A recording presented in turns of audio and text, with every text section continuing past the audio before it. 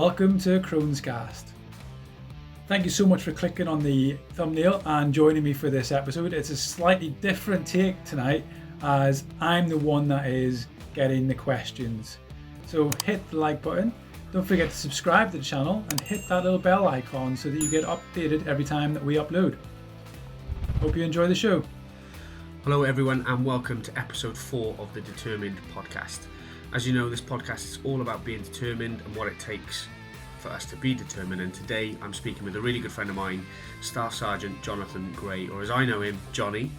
So mate, instead of me trying to introduce you and what you're all about, I thought I'd leave that special moment to you. So tell us a little bit about yourself, your background and what it is you do. So I've been in the army for most of my life. I joined as a 16-year-old and I am now 37, so it's been a long time. I joined up and joined the Signals, and then later in my career transferred into the PT Corps.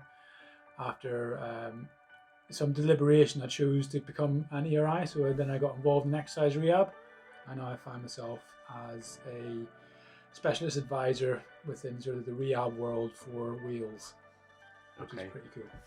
So you said obviously you've been in since 16. Even before that age, was it something that stood out to you as a career that you really wanted to do? I mean, how did you actually get around to going into the army? It's kind of been one of those things where it's been a family sort of tradition almost. So like both my great grandparents were in, both my grandparents were in, and then my dad was in as well. Yeah. So then I've kind of followed in that footsteps, and it was one of those weird moments whenever I passed in that there was 4 generations that had served. Able to have their photographs. So it's going to be pretty rude for you not to do it. Yeah, I mean, I was quite fortunate. I think that my family probably would have supported any ambition as long as it wasn't something that would have been antisocial. Yeah. So I think they just generally wanted me to be happy, but from an early age, everything was about the army. But certainly, there was maybe a wobble at about 13, 14 where I thought about the RAF. Right. and then there was definitely an aspiration later in my school career to look at becoming a doctor and things, but I wasn't doing well enough in science, and my mum would probably berate me, but she feels that the science teacher didn't really help matters because she didn't think that I had the skill set, so she didn't put the support in my mother's opinion. Yeah. Others may differ, but yeah.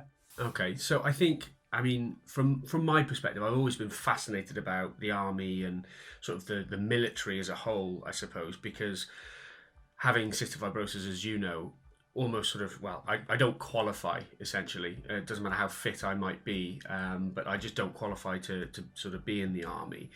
So what is it, do you think, about the military that is so fascinating to a lot of people?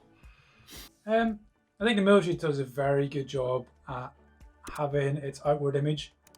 And things like Hollywood and stuff will obviously have an effect on how people perceive what we do. And I think also as well, like what we do when we're actually doing our jobs is exceptional. But you'll see when you talk to other people that whenever they're being awarded or rewarded for things that they have done in the line of their duty, they don't see themselves as having done something special, and it's kind of like just ordinary people doing extraordinary things. Yeah, I think that's one of the strangest things about serving in the military, is that you generally are just an ordinary person who's decided to do something extraordinary, and within that you get put in situations where you're essentially doing what you're trained to do, but the general perception from the outside in is that was something exceptional. Right. And that's a really interesting point, actually, and probably leads me on to the next question quite well. Because I know from my experience with working with you on the Warrior Games and sort of organising and setting that up, and working with Kyle, who's also a good friend of yours, on, he pretty much trained me for the 1,000,000 kilo challenge as you witnessed. Would have been 1,000,005 if I'd been here.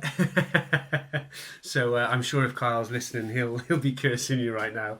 But I think you have this knack, well, I call it a knack from the outside looking in, but you have this knack about finding solutions very quickly, and it's almost like sort of second nature. You're finding solutions to problems all the time. And do you think your decision making skills when it comes to high risk situations almost makes the normal world problems a little bit mundane and a little bit boring? I think there's aspects that can feel boring and can feel, particularly, if I speaking to other people who have been recently more active in service, and certainly whenever I've returned from operations and things like that, the normal or the absence of the abnormal does feel very strange and does feel a bit mundane. But I think the decision-making processes that we go through, probably they're relatable across the spectrum. So the processes that we go through to make a decision in normal everyday life will be a similar process whilst you're in an extreme environment as well.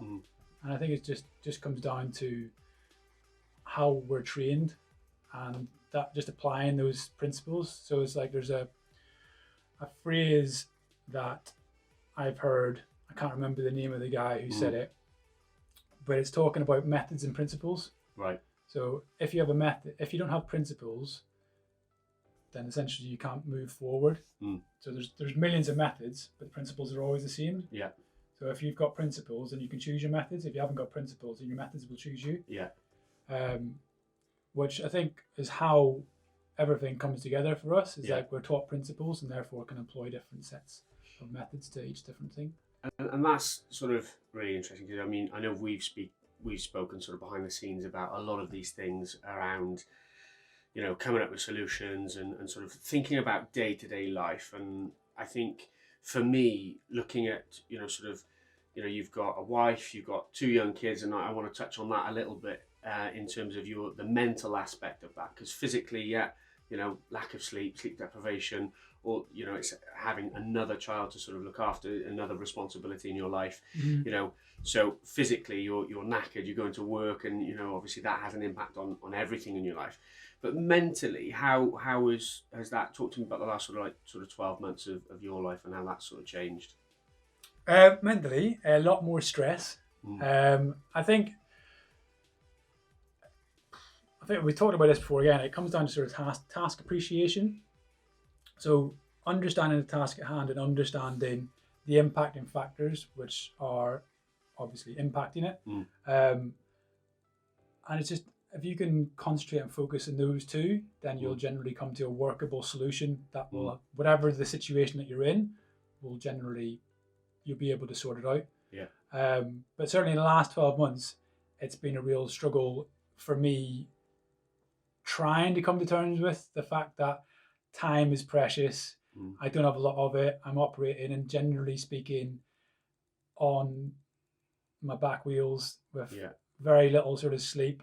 So yeah, it's been a struggle. And like from September, I kind of set out a series of goals, all the time knowing, and it's typical of me, like I know that I've got a period of high stress coming in. Like literally, my son was born the 26th September, and I'd already stacked up my diary with lots of travel, going to meetings here, traveling away to do other stuff related to work, and thinking, well, I'll just deal with it. And generally speaking, before I was married and had kids, that's how I generally would just cope, tolerate, and keep going. Whereas now, having dependents, having people that are dependent on you, being a social functioning being around them as well as being in work, has been a real mind shift for me, and it's something that I still struggle with to this day. I struggle to plan them into my life.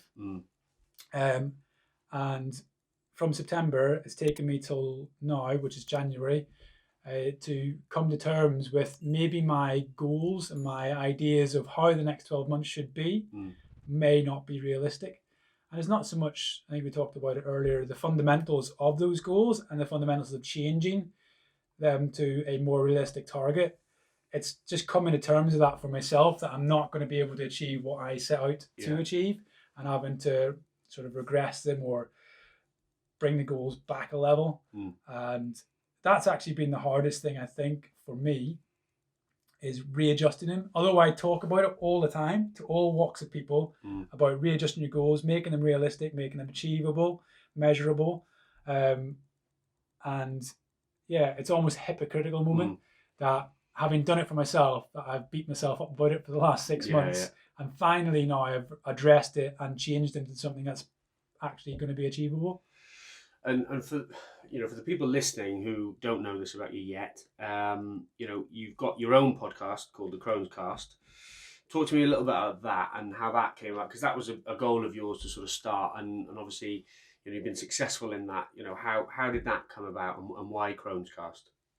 So CrohnsCast, it kind of is a coined phrase, if you will. So like, kind of stole it from Google. Hopefully they don't come and sue me. So Google has ChromeCast, and it kind of almost, without too much thought, is very easy to go CrohnsCast. Yeah. So Crohn's is a disease within IBD, which is irritable bowel disease. And there are a number of main diseases, but the main ones are Crohn's, ulcerative colitis, indeterminate colitis, and then there's one or two others of variations within that, and then numerous diseases that are held within the banner of IBD. But essentially it came about because whenever I was diagnosed, I didn't know anybody else who had the disease. And it was a really strange time because I'd literally just joined the military. I'd only been in the military a year. And I was at that point where you want to fit in. You want to be the guy that you expect yourself to be. You want to be going. You want to be the fit bloke. You don't want to be the problem. And I think that's what a lot of the time early on I spent doing, is trying to avoid being the problem. And discovering that I had ulcerative colitis, it was determined at the time, and the process of how that was diagnosed, like I hid in the system for as long as I could without going and seeing the doctors and declaring that I'm not well, because I didn't want to be a problem or a burden. I wanted to be a guy who seemed to be doing his job and doing it well. So I put myself through a bit of a ringer with that, and almost perforated my bowel, because I was holding on so long. I was extremely anemic, to the point where I could barely stand for longer than 15 minutes. And I had such severe inflammation that the actual wall of my intestine, when it was inspected, was very close to perforating. But luckily, I had a very good response to the course of steroid treatment and other anti-inflammatories that they were able to intravenously put in. And within sort of 24 hours, obviously observations within the hospital were very frequent at that time because it was high risk. But within a few hours, they were able to determine that the medication was having a good effect. But anyway, long and short of it is I got diagnosed and felt very alone. And then fast forward sort of 10 years later, I then had another serious bout of the disease, which resulted in me actually having to have my colon removed and have a J pouch created. And through which, between having the bowel removed and the J pouch actually set up, and I spent approximately 2 years with an ostomy. And again, at that point, I felt quite alone, and I hadn't any idea of anyone else out there. I kind of, between the initial one and the one in 2013, I kept my head down and wasn't really interested. And actually, it was something I didn't want to discuss, something that was a weakness. It was something that wasn't for anybody else to know but me, and I would do my best to make sure nobody found out about it. To not being able to hide behind it anymore, or not be able to hide it anymore, because I was literally in hospital for a month, and to realize that actually the military was quite supportive of me being unwell, but still I didn't know anybody else who had the disease. So I was like, all of a sudden, from this explosion in my world, I was working at Headley Court at the time, and people at Headley Court it's the centre of excellence for rehab in the military, or it's now at Stamford Hall, but they interact with a lot of people that have injuries or are going through some form of medical issue. People started asking me if I'd met so-and-so, or if I could give advice to so-and-so. And that kind of started a ball rolling. And then you fast forward another 3 years to literally last year. A good friend of mine, John Felton, who co-hosts a lot of the episodes with me on the podcast, he went through a bad turn with his Crohn's disease and ended up being down with me here in St. Athan. And just chatting to him, we kind of started talking, and we realized, like, actually through each other, we knew quite a few people with Crohn's disease or some form of IBD. And what we found was that we were talking to a lot, always being asked for advice, or people were always getting in touch with us and asking for advice. So we started on Instagram a little bit, and then we decided that actually we'd sit down and start recording. Yeah. And trying just to put stuff out, because we understand that when people first get diagnosed with it, they generally, it's never been in their sphere of interest. So there's not many people out there that go around, slightly different to cystic fibrosis. Is the most common diagnosis age is 18 to 30. Right, okay. So most people will have spent at least 18 years of their life probably never thinking about their bowel or ever thinking about what implications this disease might have or how or what. And all of a sudden they get a series of illnesses or a spout of symptoms, and it takes quite a while for them to be diagnosed. And then they're like, I've never heard of this before. And that's where we're trying to step in and sort of say, like, look, you can still have an active and fulfilling life. It may not be the life you've expected, but it doesn't have to be the end of it. And it's not as bad as it may first seem.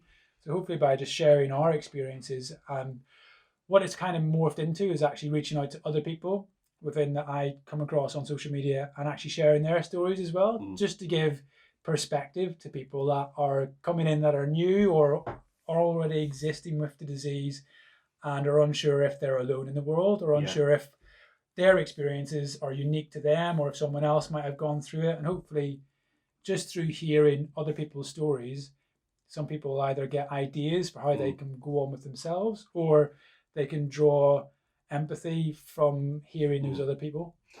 And that's fascinating for me to hear. And I think even though we've got completely different diseases, there's quite a lot of things that we would have probably experienced that someone who's sort of pain-free, disease-free probably doesn't.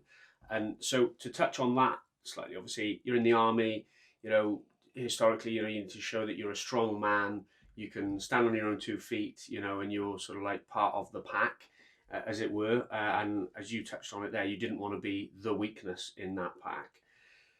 Did you use any techniques to sort of get you through that period? Because obviously from talking from experience, I had an ostomy, and I was 21 when I had mine, and it was pretty horrendous to wake up from an operation and find this bag attached to my stomach, having no experience of it before, not understanding what the hell it was and sort of what that meant for my future.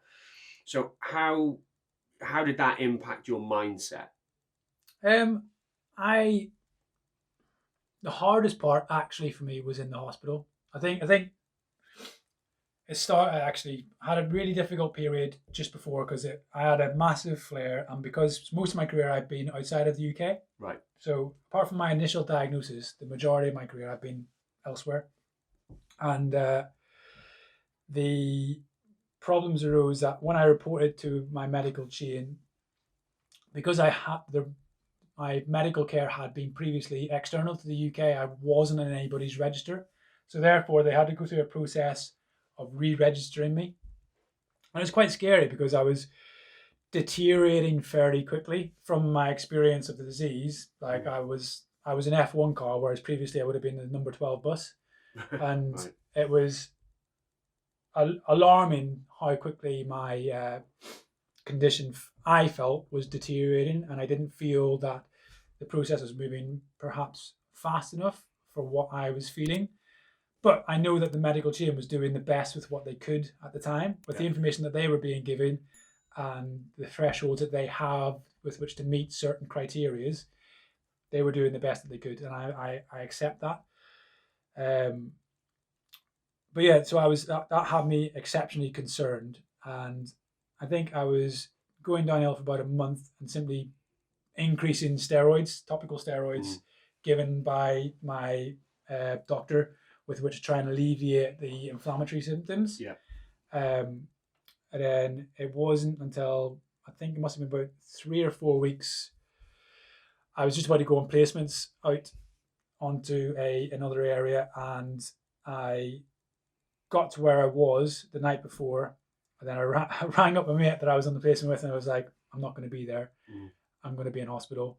And took myself, I just reported to A&E hospital, and they admitted me straight away. So they'd done their blood markers and everything. And yeah, I was admitted that night, and things were not in a good way.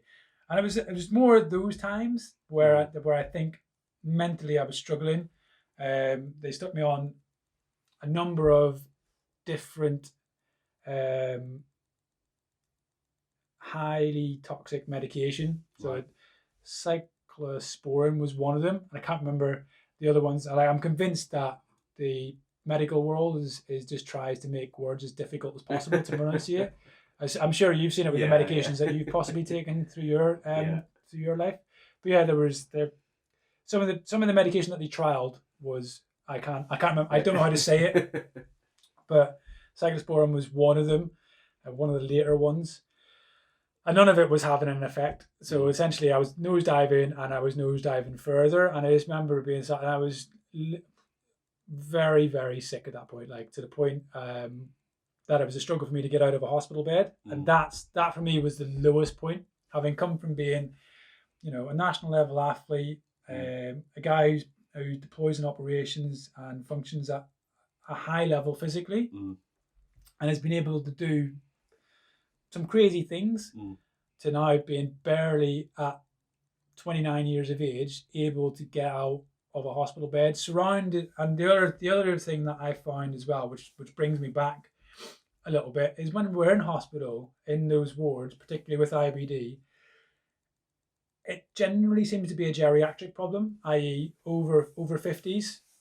theoretically over 35 geriatric, but over 50s. Everyone around me was over the age of 50, and that blew my mind, that I was almost in a psychological way saying, is this my peer group now? Are these the people that I'm going to be socializing with? So that was really scary. And still, I had no idea about the care pathway that was about to unfold. I had no idea what, at that point, as far as I was concerned, my military career was over. And I hadn't achieved anything that I'd wanted to achieve. They were still down the path.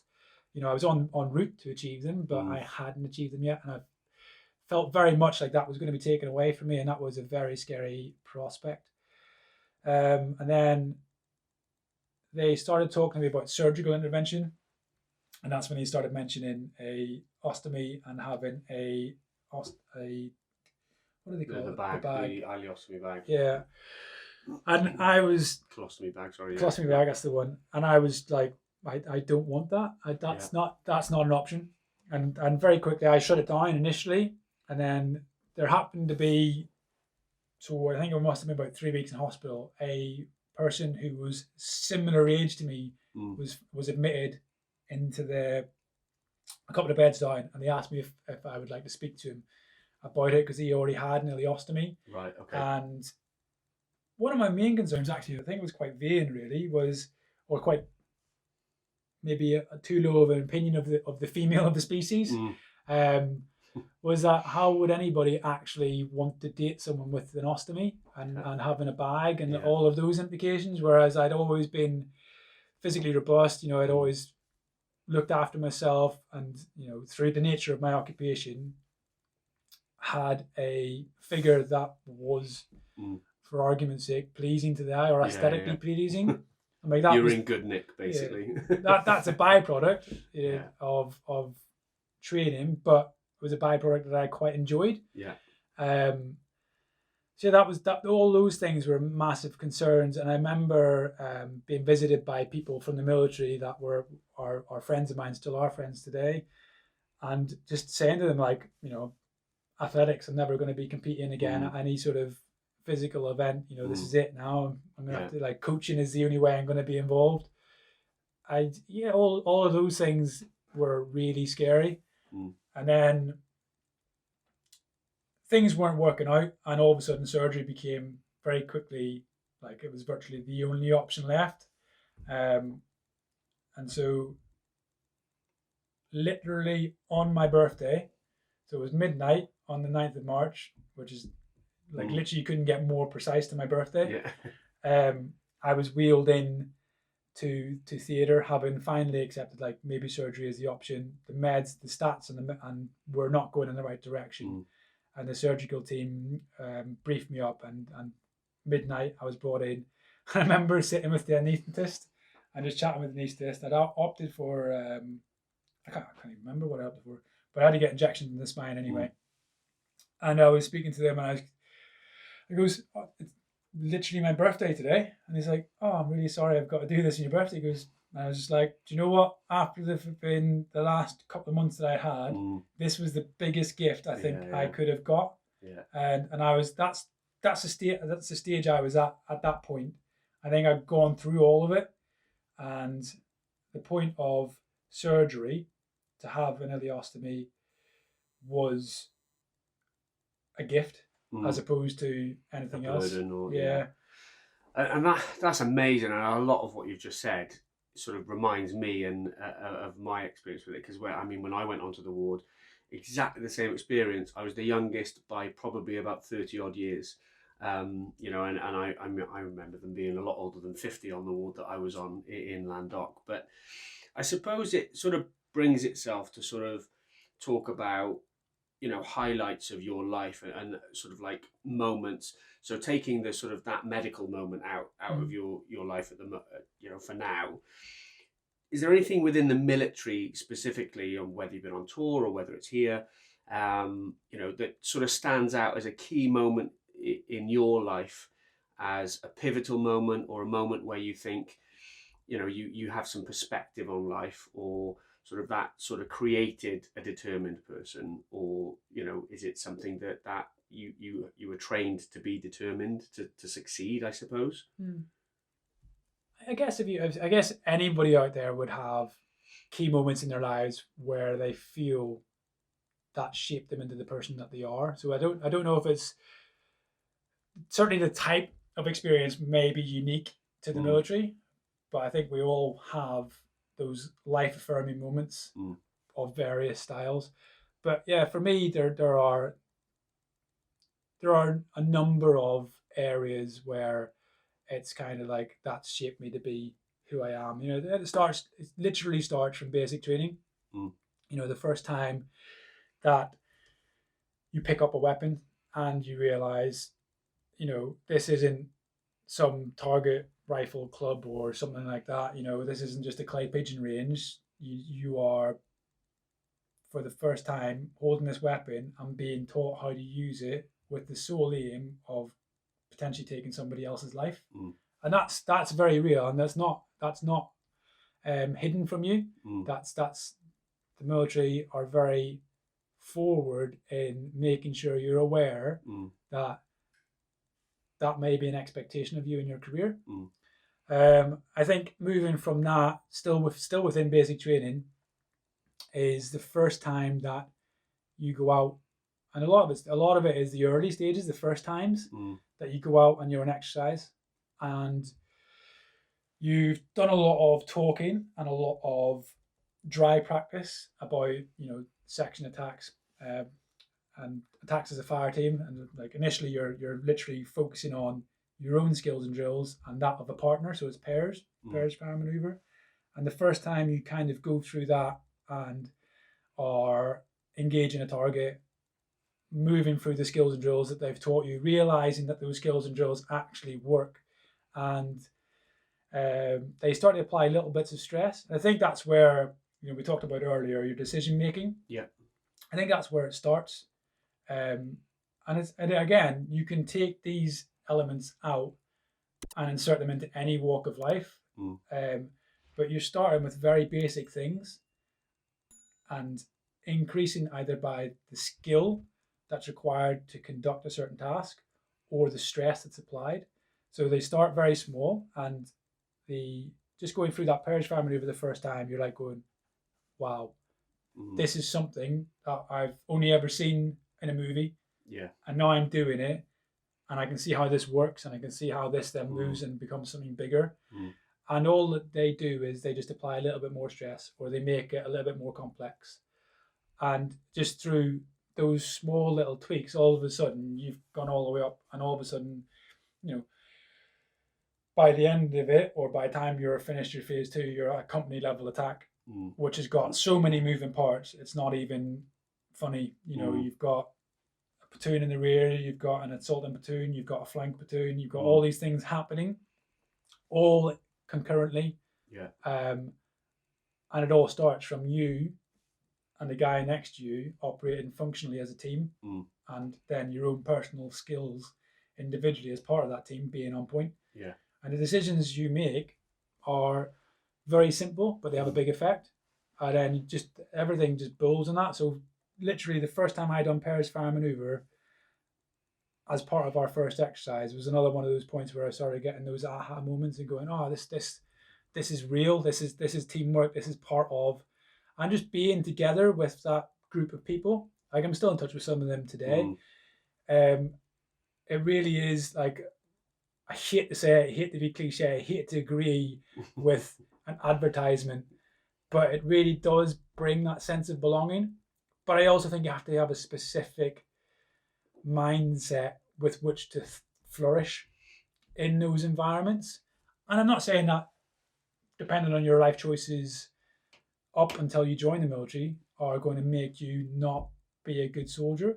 I think a lot of people that may not outwardly look like they might make a good soldier could make a good soldier.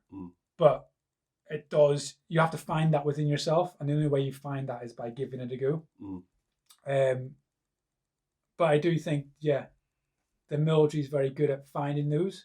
It's also very good at finding people that aren't suitable, but then you notice the ones that are will go places within their career. The ones that aren't will give it a go for a bit and either not go anywhere in their career, or they'll leave. But at the same time, all of that group needs to be there in order for it to work. You know, so for someone to be good, there has to be someone that's bad. Otherwise, he's just normal. And I think that's so. Moving forward from that, the next sort of stage was whenever it was in units and arriving in unit for the first time, and I was lucky, I guess, to be sent whenever I finished my training into one of the units that's quite high readiness.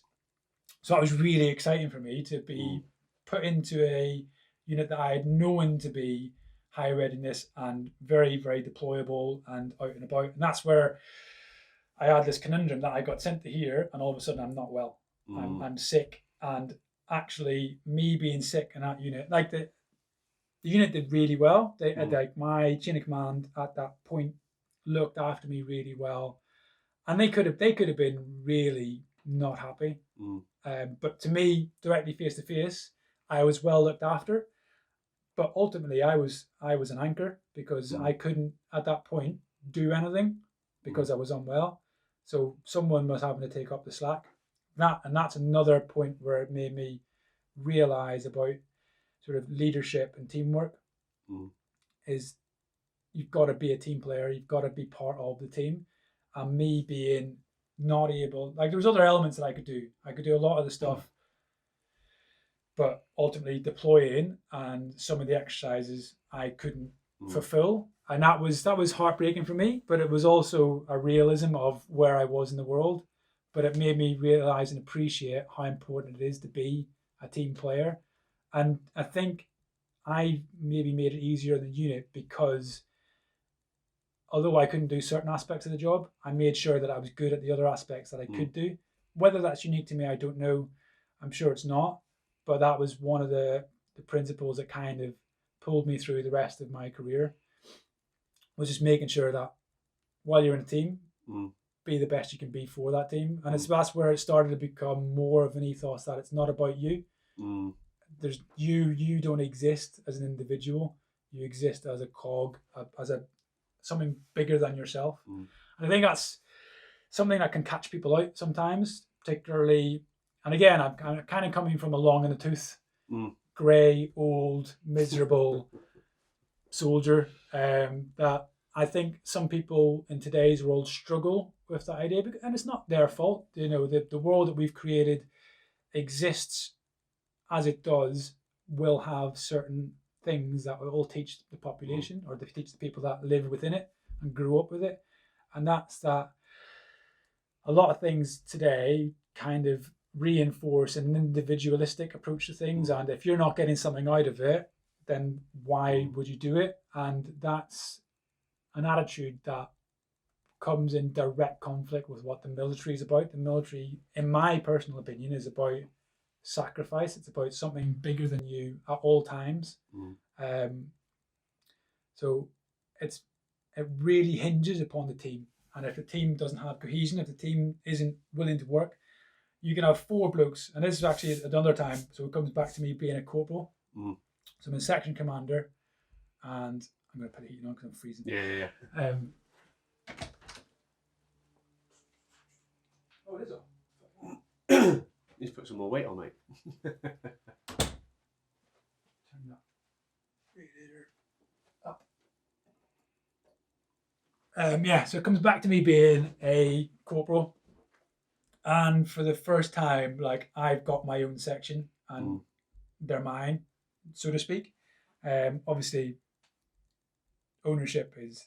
I don't want to get my ego doesn't want to get in the way of this conversation. But it was the first time I was in a proper command position where these 12 blokes would do what I told them to do. Obviously, I was still down the chain of command, so there was still a platoon commander, there was still a platoon colour sergeant, and all of that kind of stuff that would influence. But they would give me direction and give me a task, and it was up to me within a broad sort of spectrum of how I wanted to execute it.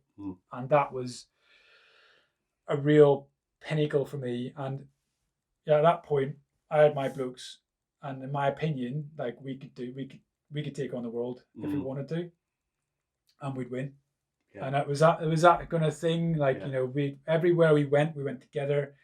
All the exercises that we would do as a section, and it was a very, like, a real brotherhood again within a brotherhood sort of idea. And it was such a special time. I genuinely think, I can't speak for commissioned ranks, but as a non-commissioned soldier, corporal for me is probably one of the best ranks you're ever at. And coming from a senior NCO perspective, corporals do get a little bit lost because you're on the sort of knife edge. You're almost into that sort of management section where you're seeing the big pictures. You're just about starting to see big picture stuff. You've got a lot of opinions, and you know what you want for your 12 blokes, and you know how those 12 blokes operate best. And if the guys above that aren't seeing that, well, and you would change the world if you could. But that's where being a corporal is being a corporal. But looking at corporals that I've seen, like, some corporals can be fucking annoying to the upper end of that spectrum, but to the lower end, they're legends. Do you know what I mean? It's one of those weird ranks. But certainly my experience being a corporal is probably one of the highlights of my career. And I was very fortunate. The unit that I was in at that rank was a really good unit. And it was like very busy period as well. For the military, we were in and out of Afghanistan and Iraq virtually continuously for at least half of my career now. So it was an exceptionally busy period, always bouncing in and out of operations. But it was the worst times and the best of times. And I think the unit I was at was so close that it was just unbelievable. I've never experienced the closeness that I experienced. Like, the period of 2008 to 2010 of my entire career is probably the best experiences and the worst experiences, but much more tied into being the best. Hard times, but the best of experiences that I've ever had. And, it's the only unit I've been at. And again, this is my opinion, so other people that were there at the time may have different opinions about that time period. But we had a CO that was amazing. We had an RSM that was the most supportive. And he's still an awesome mate on Facebook. And actually, I really need to see him because he's just such a legend. he's got a commission now in the reserve, so I don't really want to speak to him that much because he's kind of taken over to the dark side. But yeah, like they were such a dynamic duo that just set the standard throughout the rest of the unit. Yeah. And I've never been in a unit where at corporal, where we're all thrusting for sergeant, you know, we're all thrusters. Yeah. And within that unit, there wasn't many corporals that weren't good. Right. So it was highly competitive. Yeah. At corporal, there wasn't much separating us. And usually in that environment, that you would knives would be out and it would be like dog eat dog. Yeah. But for whatever reason at that unit, possibly because of the situations that we were in with deployments and what, we all worked. We knew each other's strengths. Yeah. And we worked to them. And it was like, for me, that's been unheard of the rest of my time in the military. Yeah. I'm not saying that the military is all full of backstabbers. It's not. It's just that's where I was a corporal. And at that time, I've done, since then, I've been doing completely different jobs. Yeah. So that unit at that time still exists for other people. I've just moved on. And I think that's, you know, I mean, listen, I could sit here all day and talk to you about your individual experiences. And one thing that I don't know whether the listeners would want to know this, but for me personally, probably selfishly, you hear a lot of stories about, you know, what it's like to go to, you know, Afghanistan, you know, and Iraq, and, you know, you see these films and for me, you know, from an outside looking in, you think, oh, they've probably glorified elements of this to make it a bit more entertaining and what have you. But I mean, were there any moments when you went to Afghanistan and Iraq that really stood out to you as shocking moments and thinking, oh my God, you know, I've done all this training, you know, I've been taught how to use a weapon, taught how to fight and all of this stuff. But when it came into fruition, was it anything thinking, shit, now I've got to do it? Yeah, I mean, I think today's media, and certainly the movies, they do to an extent. I think there's been a move away from it, I feel, in cinematography, to paint a realer picture and see a better understanding of what is actually going on. But yeah, you're never going to be able to paint a real picture. And if you did paint a real picture, people wouldn't understand it anyway. So there's got to be, within the media, there's got to be a connect with your audience that they can actually understand the story. But I think they've done very well in recent movies to try and capture all aspects. Like it's just, there's so many dynamics. You know, there's the people at home. You know, your relationships with the people at home. There's the relationships that you have with people on the ground in those operations. And yeah, it's like, certainly a lot of things. And I think the training that we do really does prepare us for those environments. You'll find, I know there's a number of my friends that are good friends that did not get on with the military system. Right. And generally speaking, it's going to sound terrible. They were thinkers. Right, okay. But they were free thinkers. They didn't want to think within the confines of a system. And, you know, sometimes that would be suitable, but a lot of times it isn't suitable because sometimes we've got to go to war. And in certain situations, it doesn't pay to have someone to be doing some extrovert weird shit. That might work, but ultimately there's a lot of risk. Yeah. And that's what some of those guys didn't see. And they've gone on to different jobs. And, you know, a couple of them have gone into the European Space Agency and done exceptionally well. Yeah. And other things like that. And I'm like, you know, good for them. Yeah. But it's always a fun discussion for us whenever we have a chat.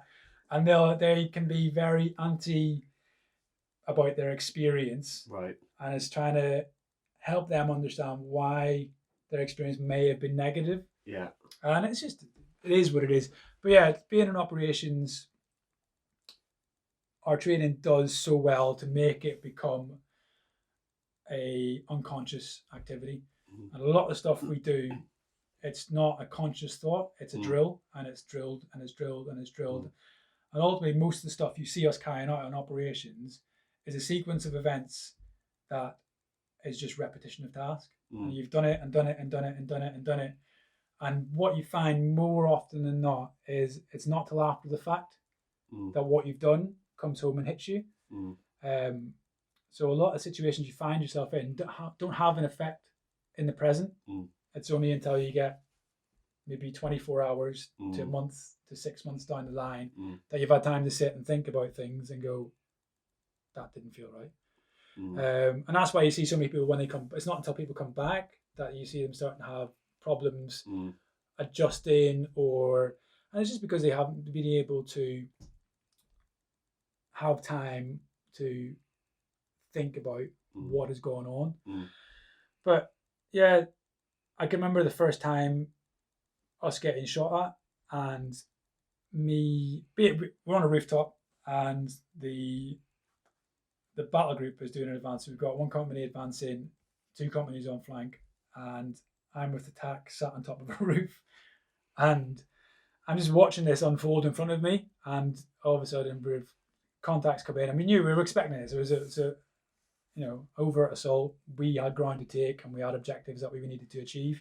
So we knew we were looking for a fight. We needed to flush the enemy out, and we needed to take ground. So we knew what was coming, and I was just sat on the rooftop in a command position, watching it unfold, being able to give feedback into what was happening. And the enemy initiated contact. Very quickly, we took casualties. But I was watching it unfold, and I could see where the casualty happened. I was watching what was happening, where the casualty was now being dealt with, what the company was doing elsewhere in order, because obviously you're limited to what you can do in the immediacy of taking a casualty because you've got to sort out the target. Yeah. If you don't sort out the target, you're just going to get more casualties. So everything, there's consequences and actions that need to happen. Yeah. So I was watching this unfold, and all of a sudden I started getting these snaps, just hearing these snaps, just in and around, cracks. And then it felt like a lifetime, but probably wasn't. But it felt like it took me an age to then go, shit, they're actually shooting at me. To then drop my stance in behind the wall and go, fuck, that was close. So for the grace of the inaccuracy of an AK-47 fire, I am still here today to tell that story. But like it genuinely probably only took a couple of seconds, but it felt a lot longer when I look back, and the time period from hearing those cracks to realizing that's coming in my direction. So that's one of the times where my training probably didn't pay off that well. But yeah, it's just, generally speaking, the training you do, the repetition of task overrides all of your other impulses. And that's where, we've got centuries of warfare experience within the military passed down, and training has evolved and carried on, and we just learn the lessons. Sometimes you don't learn the lessons well enough, and you'll see that when conflicts fail. But generally speaking, for the average guy, repetition of task means that you don't have to think. And a lot of times when you don't have to think, the answer becomes easy. But I also remember the first time that we took a casualty within my team, and that was a very harrowing experience, because actually for the first time I didn't feel invincible. And that's one of the things that I found most strange, because the rest of the time on operations I always felt invincible. It's like people look at us and think, well, why when we go away and these things and we come back and people are shaking up, and we should have thought about that before we went. And it's very easy to sit on the outside to think about that, but actually the training that we do does make you're not averse to the risk. You're not ignorant to the risk, but you just don't think it's going to be you. And that was one of the first times that I realized that me and my team aren't invincible. Me and my team aren't going to get through this unscathed. And all of a sudden we became very human, which is really scary. And at that time, unfortunately, like, I was the closest guy to him. It was a very unique situation, because ordinarily, from where the contact came from, it shouldn't have been as bad as it was. Right. It was just one of these fluke 1 in a million shots where it managed to miss all of his body armor and get through. Literally, it went through a gap there. Right. And so under the armpit and into a gap in the body armor and caused catastrophic damage to his internals. And there wasn't much that we could do. It was on the initiation of contact, so it was literally the first round that engaged us, or at least the first burst. And we were one of the point teams, and all we could do was set base of fire.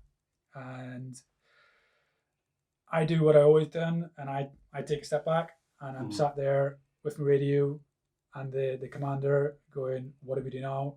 I'm looking at him.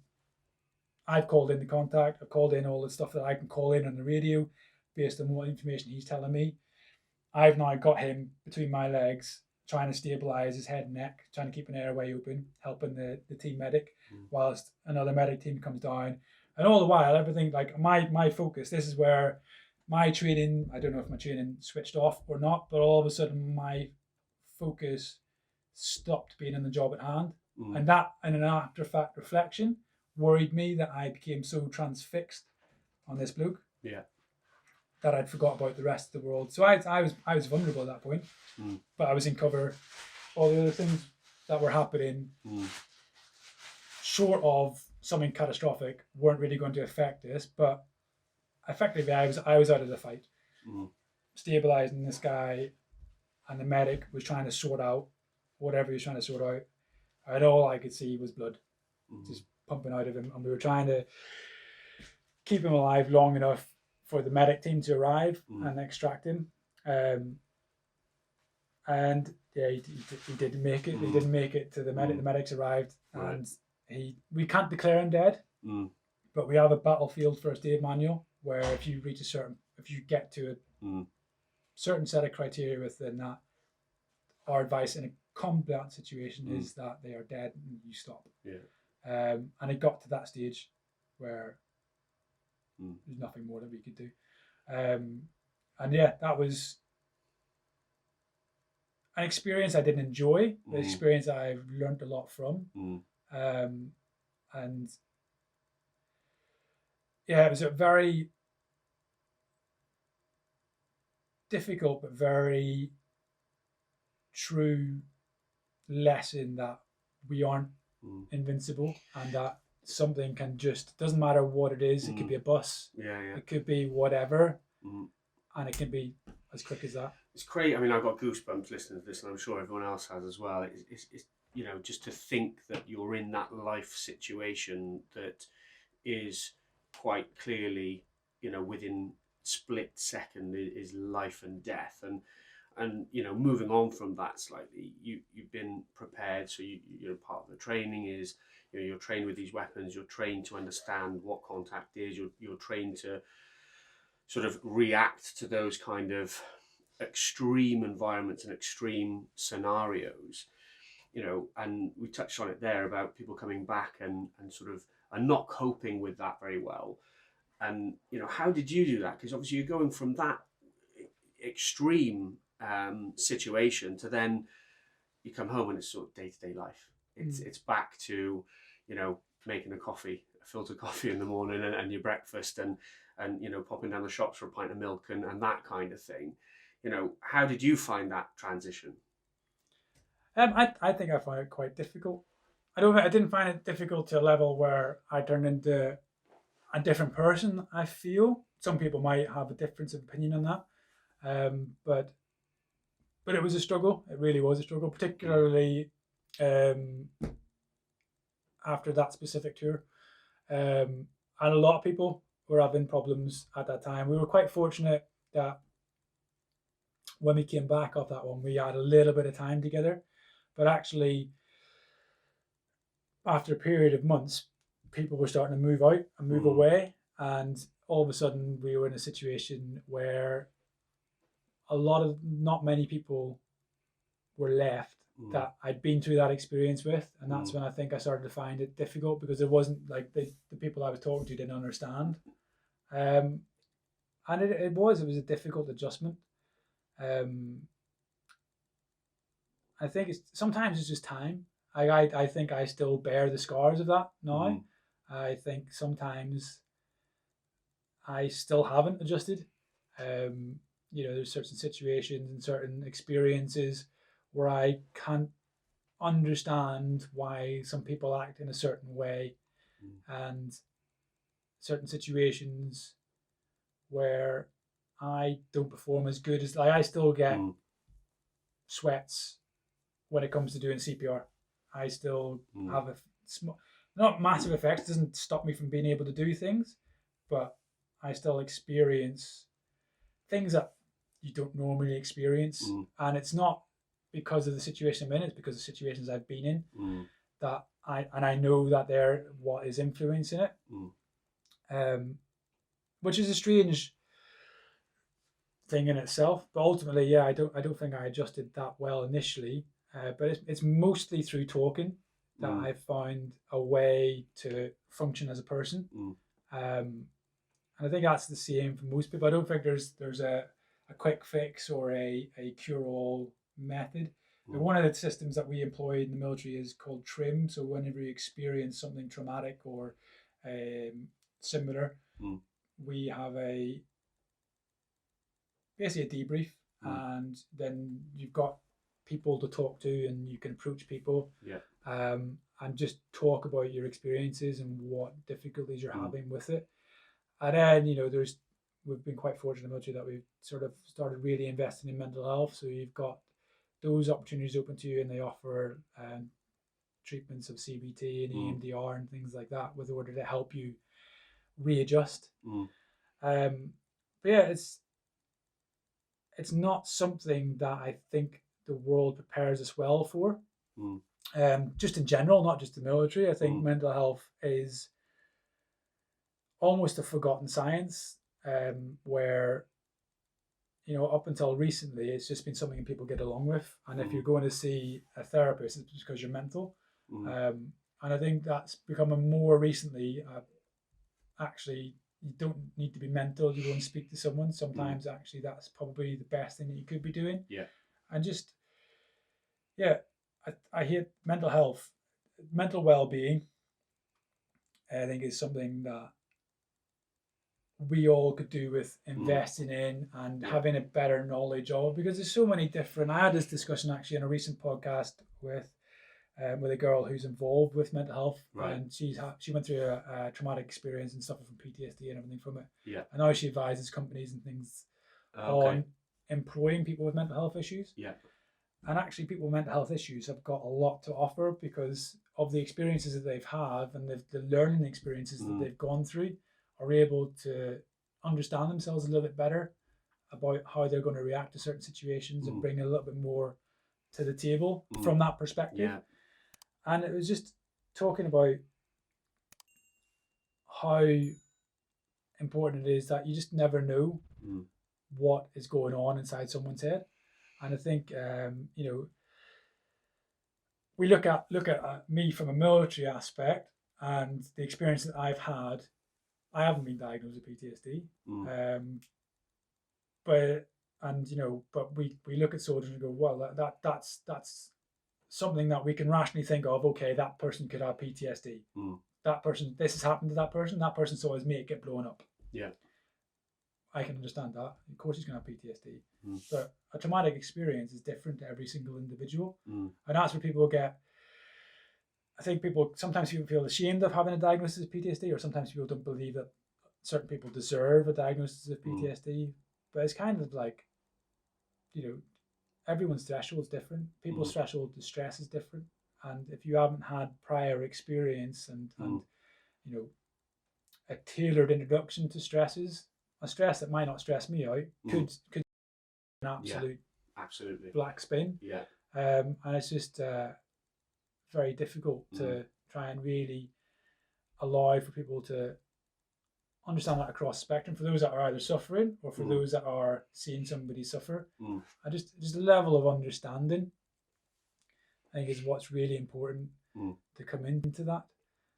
And that's in my experience as well with sort of mental health, and you touched on it there about talking about it, and and perhaps for me, in terms of my own mental health, I know I do a lot of goal setting, which I know you do as well, and that sort of,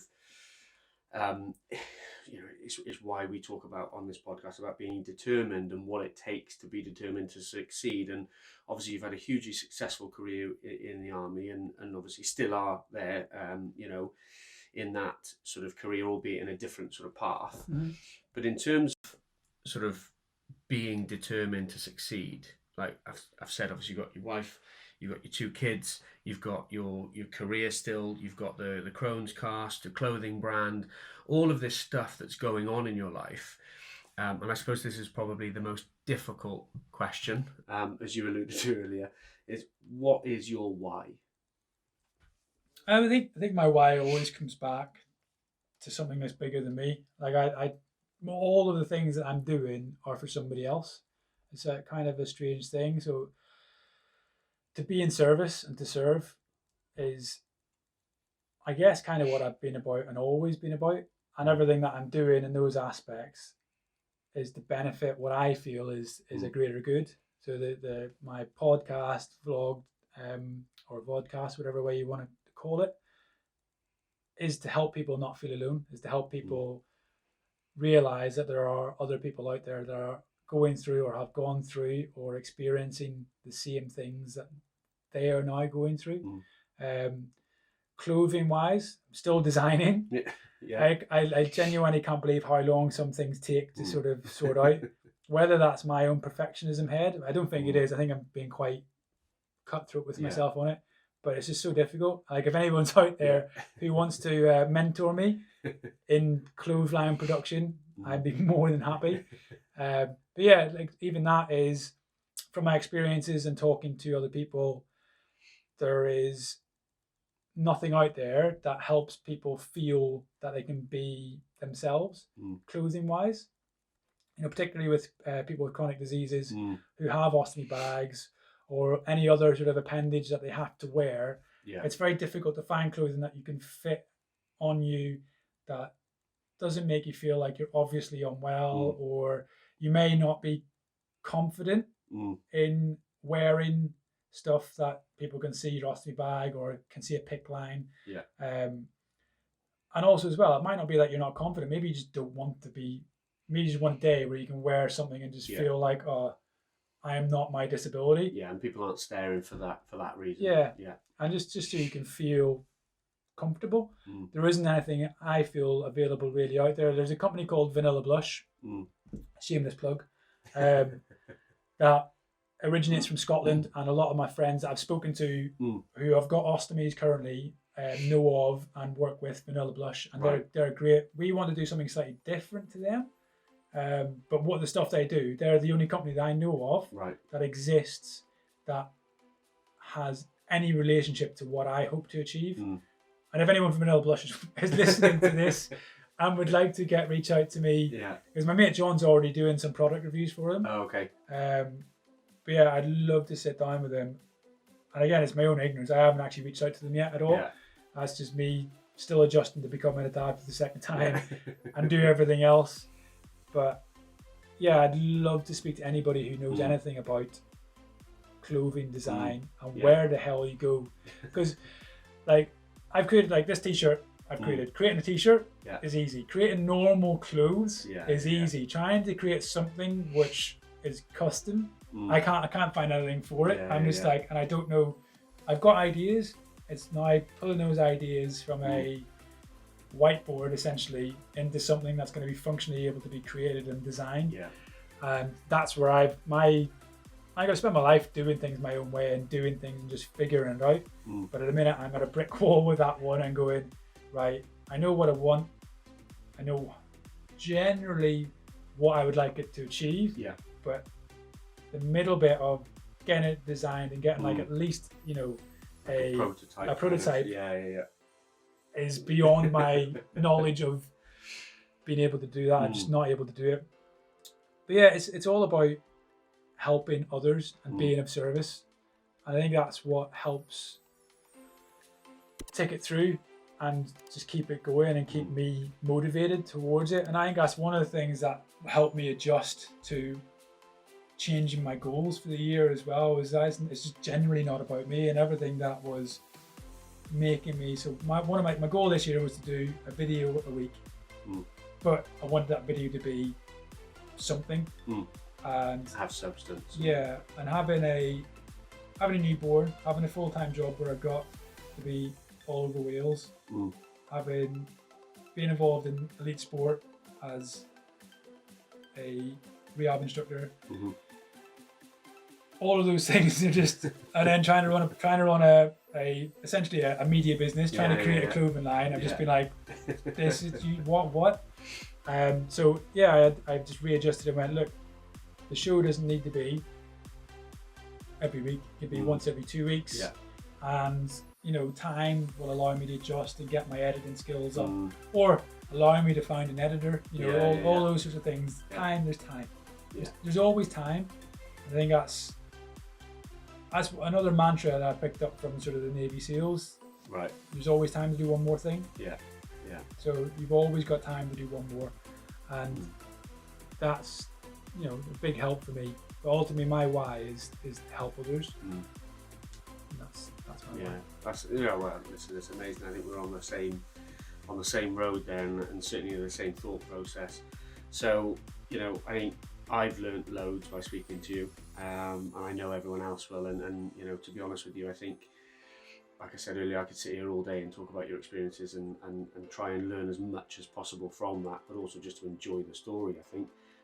So I'm going to hang around for a few hours more I think. But no, mate, thank you so much for your time. It's absolutely amazing. And yeah, I mean, I'm pretty speechless after those stories, and it's the first time that I've heard them from you as well. So yeah, I've got loads more questions that we'll do hopefully in another podcast. But I'm going to put all of the links into the notes, the show notes, so everyone can find you on social media. More importantly, find the CrohnsCast and clothing that you're doing at the moment, and a little bit more about you.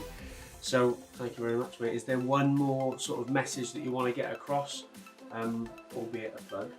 Don't worry. But yeah, is there anything that you want anyone to sort of get out of it? You know, one key message. I've got something in my tongue as well. Other than obviously listening to the CrohnsCast and what you're doing over there, and the messages that you put out over there, they are pretty amazing. I think the biggest message for me is for people to realise that they are actually never alone. In the world that we exist in, you are literally never alone. So don't feel alone. There is always someone out there that you can speak to. There is always someone out there who's gone before. Find them, talk to them, and learn the lessons. And then ultimately, there's always one more thing that you can do. So don't stop. So there you have it. Thanks a lot, mate. Really appreciate it. No, it's an absolute pleasure.